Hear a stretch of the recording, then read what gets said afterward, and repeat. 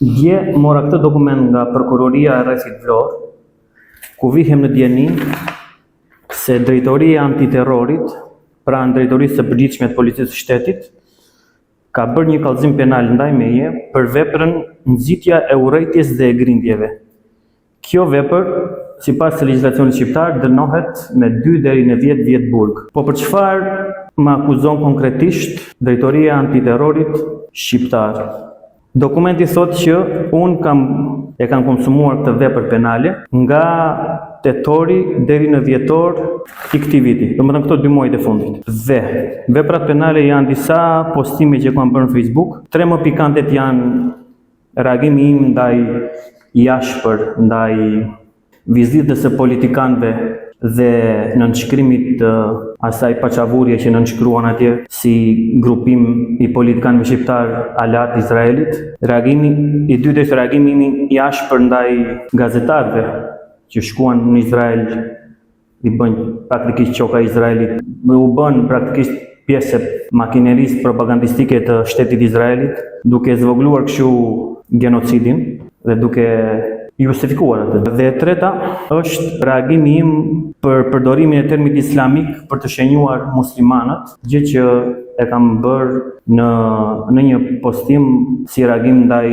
Ben Blushit. Pra, për këto 3 reagime publike në Facebookun tim, Drejtoria e Antiterrorit kërkon që unë të burgosem 2 deri në 8 vjet. Si përmbledhje, thotë që unë jam përfshirë në debate të ashpra ku shpreh qëndrime të ashpra mbi konfliktin Izrael-Palestinë, duke përdorur gjuhë fyese dhe duke ju kundërvënë interesit kombëtar shqiptar me mbështetjen për Palestinën. Pra, sipas Drejtorisë Antiterrorit, mbështetja e Palestinës është kundër interesit kombëtar shqiptar, ndërsa mbështetja e genocidit ndaj palestinezëve është pro interesit kombëtar shqiptar. Tani se si i bëjnë llogarit këta njerëz, një Zot e di.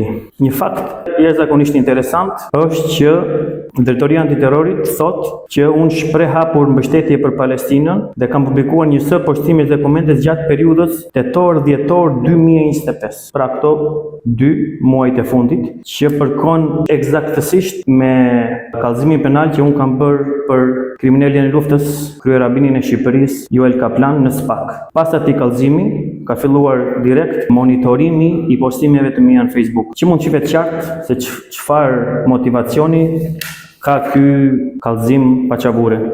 Megjithatë, lajmi i mirë në fund është që një prokurore me emrin Alba Meta, e cila e ka trajtuar këtë çështje, të kallëzim penal, ka vendosur që në analizë, thotë ajo, në analizë të provave të administruara argumentojmë se nuk kemi elemente të veprës penale të nxitjes së urrejtjes dhe grindjeve. Pasi shteta Sibaki Goxha me postimet e tij në platformën Facebook nuk rezulton të ketë bërë thirrje me natyrë urrejtjeje apo për qëllime grindjeve. Këto nuk janë të tilla që ngrihen në nivelin e konsumit të kësaj vepre penale. Edhe disa shtjellime të tjera të mëtejshme të këtij neni. Për këtë gjë i rastin të falenderoj publikisht zonjën apo zonjushën Alba Meta, e cila ka trajtuar këtë çështje me seriozitet dhe i ka kthyer përgjigjen që ajo meriton. Si përfundim, Drejtorisë Antiterrorit, që është praktikisht drejtoria që monitoron besimtarët muslimanë në Shqipëri, një drejtori idiote me njerëz laro të pushtetit. Ati pushteti që këtë javë kemi parë, këtë 10 ditë që në fundit dhe kemi parë shumë qartë se çfarë janë dhe çfarë bëjnë. Kështu që nëse këta laro mendojnë se do më intimidojnë me këto paqavure, e kanë shumë gabim.